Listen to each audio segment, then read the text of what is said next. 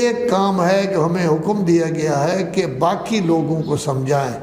وَأْمُرْ بِالْمَعْرُوفِ، جہاں بھی آپ ہوں، گھر میں ہوں، آپ اپنے دفتر میں ہیں، آپ امام باڑہ میں ہیں، آپ مسجد میں ہیں، وہاں لوگوں کو نیکی کی ترغیب دینا، نیکی کا حکم دینا۔ آپ ماشاءاللہ بزرگ ہیں، آپ کی بڑی عزت ہوتی ہے، شریعت کہہ رہی ہے حکم دیں ان کو نیکی کا، نوکروں کو حکم دیں، بچوں کو حکم دیں، بیگم صاحبہ سے کہیں کہ یہ کام کریں، بہنوں سے کہیں، بھائیوں سے کہیں، دوستوں سے کہیں، ساتھیوں سے کہیں، ہر کسی کو نیکی کا حکم دیں۔ اذان ہو رہی ہے، لوگ بیٹھے ہیں، یہ ضروری ہے کہ ہم ان کو کہیں بھائی آ جائیں، بسم اللہ تشریف لے آئیں، اذان ہو رہی ہے۔ تو نیکی کا حکم دینا یہ واجبات میں سے ہے۔ آپ جب شمار کرتے ہیں فروع دین، ان میں آخری ہیں امر بالمعروف اور نہی عن المنکر کی، ان کا حکم دینا بھی گویا کہ کیا ہے ضروری ہے۔ پہلا ہے نماز قائم کرنا، یہ اپنے لیے ہے۔ دوسرا ہے نیکی کا حکم دینا، یہ ہم سب انسانوں کے لیے ضروری ہے کہ جس کے ساتھ ہمارا رابطہ تعلق ہے یا اسلامی نظریہ میں ہم ایک ہیں، ہم ان کو کہیں کہ فلاں کام نیک ہے، آپ اس کو بجا لیں۔ تیسری نصیحت ہے ونہا عن المنکر، کوئی غیبت کر رہا ہے تو اس کو روکے، کوئی بہتان باندھ رہا ہے اس کو روکے، کسی شریف آدمی کا مذاق اڑا رہا ہے، یہ قرآن کی آیت ہے لا یسخر قوم من قوم عسیٰ یکونوا خیرا منہم، مذاق نہ اڑاؤ، ہو سکتا ہے وہ آپ لوگوں سے بہتر ہو۔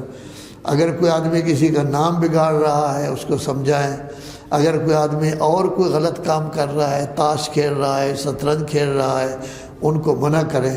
تو نماز کا قائم کرنا ہمارا اپنا کام، نیکی کا حکم دینا اور برائیوں سے روکنا یہ عمومی تبلیغ کا کام ہے، اور تبلیغی کے لیے یہ عبا کبا ضروری نہیں، باضابطہ عالم دین ہونا ضروری نہیں، امامہ پہننا ضروری نہیں۔ جس مسئلے کو آپ جانتے ہیں اس مسئلے کا اچھے کام کا حکم دیں، برائی سے روکیں۔ وَاصْبِرْ عَلَىٰ مَا أَصَابَكَ، کوئی مصیبت ہو صبر کریں، کوئی توہین آپ کی کر لیتا ہے صبر کریں، کوئی آپ پر آوازیں کستا ہے صبر کریں، کوئی آپ کو تنگ کرتا ہے صبر کریں۔ آپ جب خطاب کر رہے ہوتے ہیں قرآنی آیتیں، وہ شور شرابہ کرتے ہیں تاکہ آپ کی آواز صبر کریں۔ گویا ہر جاہل جو غلط کام کر رہا ہے وہ جاہل ہے، کیوں نہ بہت بڑا پڑھا لکھا ہی کیوں نہ ہو، کیوں نہ ماسٹر کیا ہوا ہو، CA کیا ہوا ہو، MA عربی کیا ہوا ہو، MA اسلامیات، جو غلط کام کر رہا ہے وہ جاہل ہے۔ اگر جاہل نہ ہوتا تو یہ غلط کام نہ کرتا۔ آپ جاہلوں کے سامنے ہمیشہ صبر سے کام لیں، ان سے بحث نہ کریں، ان سے الجھے نہیں۔ اگر الجھیں گے تو ہو سکتا ہے آپ کی اور دونوں کی آواز بلند ہو جائے، لڑائی جھگڑے کا ماحول پیدا ہو جائے، تو لوگ کہیں گے مولانا آپ تو سمجھدار ہیں، وہ تو پاگل آدمی ہے، آپ لڑ رہے تھے، آپ بزرگ ہیں اتنے، آپ لڑ رہے تھے۔ اس وقت بھی لوگ آپ کو کچھ کہیں گے، اس کو کچھ نہیں کہیں گے۔